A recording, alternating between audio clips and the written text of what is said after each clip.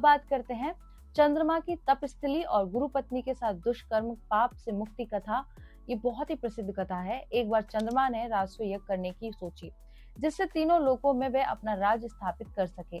इसी उद्देश्य से वह देवताओं के गुरु बृहस्पति के पास गए कि वह उनका पौरोहित्य स्वीकार कर ले।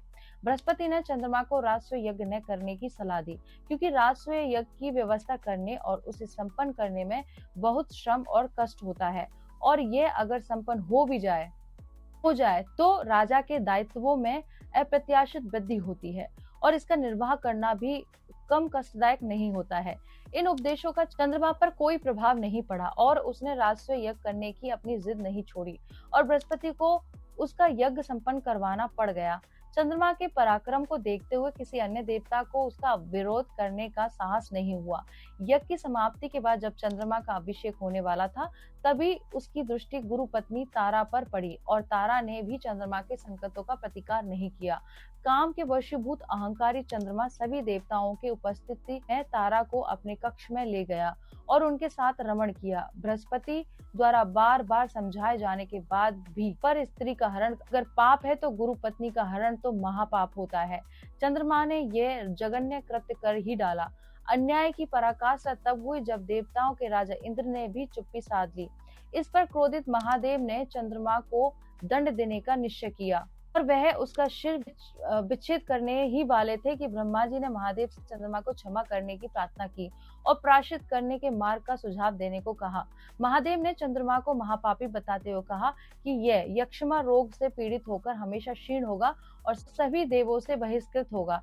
ऐसा कहकर महादेव कैलाश चले गए। महादेव के शाप से चंद्रमा कभी शांति से नहीं रह सका और यक्षमा के कारण उसका शरीर क्षीण होता रहा।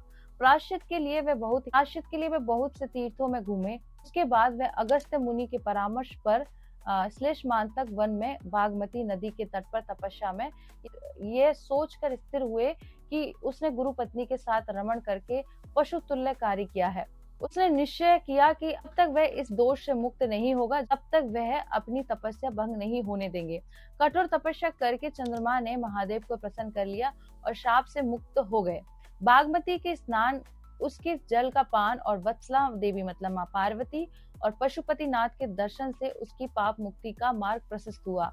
स्कंद पुराण में कब लिखा गया, किसने लिखा, इन कथाओं की वास्तविकता क्या है, इन कथाओं की प्रामाणिकता है भी या नहीं, इन विवादों में पड़े बिना मैं इतना जरूर कहना चाहूंगी कि इस कहानी के माध्यम से कथाकार ने नदी के पानी की पवित्रता और उसके उर्वरक गुण को परखने की कल्पना की एक ऊंची उड़ान जरूर भरी थी।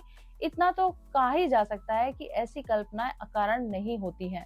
ये जानकारी अच्छी लगी है तो वीडियो को शेयर कर दीजिए और मेरे साथ बोलिए ओम नमः पार्वती पते, हर हर महादेव, शिव शंभो, राधे कृष्णा।